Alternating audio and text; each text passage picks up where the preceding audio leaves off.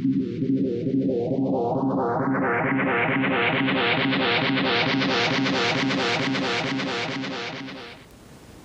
this is Dr. Gretchen Cloud with High Country Physical Therapy. I'm a physical therapist here, and today I'm going to talk to you a little bit about the role of our posture with our diaphragm.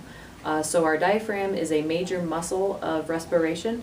It helps us to breathe at all times, whether we are sleeping at night to doing vigorous exercise. So before we start with our postural control and our diaphragm, let's talk a little bit about the anatomy of the diaphragm.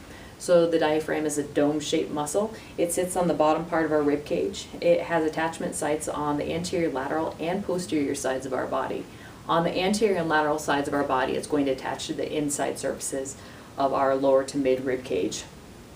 On the posterior aspect, it's going to attach to our lumbar spine.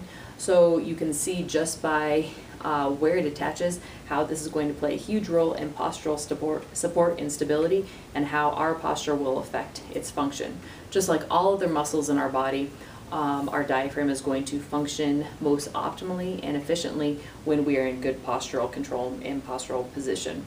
So that position is going to be a place where our rib cage is basically stacked right on top of our pelvis. If I turn to the side here, and you can still envision that dome-shaped muscle that I just kind of described where it's going to attach to.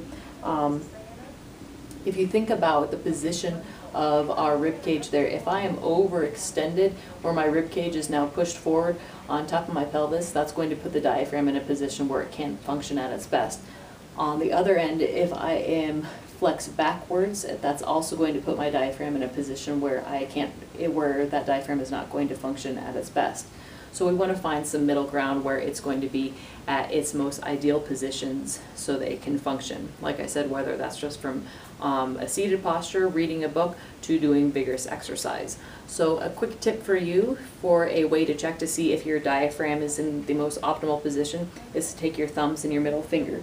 You're going to take your thumbs and place them right on the front side of your rib cage. So this is going to be about the level of ribs 6 to 7. It's going to be kind of the place that you can feel the ribs most prominently on the front side of your body, and then those middle fingers are going to be right on top of the rim of your pelvis, right on the anterior superior iliac spine of your pelvis.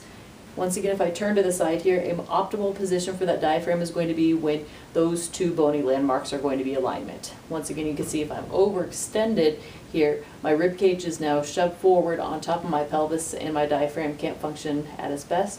If I'm rotated back, then my diaphragm can't function all too well. So you can always check for yourself with that postural position to see if that rib cage is stacked appropriately on top of that pelvis, and that way your diaphragm can function at its best. Now remember, we aren't standing at all times of the day. All of our activities aren't in standing. Sometimes we're sitting. You can also check the same position, particularly if you have a seated job and you are at a desk all day. It's good to do those postural checks every once in a while just to see where that rib cage is setting up on top of your pelvis. You can do this in each position to see how that diaphragm is sitting and how it can be used most optimally. Once again, my name is Dr. Gretchen Cloud. I'm here with High Country Physical Therapy. If you'd like to have any more information on how the diaphragm helps to control posture and how our posture helps to control our diaphragm, you could always contact us for further evaluation. You can also find us on the web at highcountrypt.com or call us at 307-742-3110. Thank you.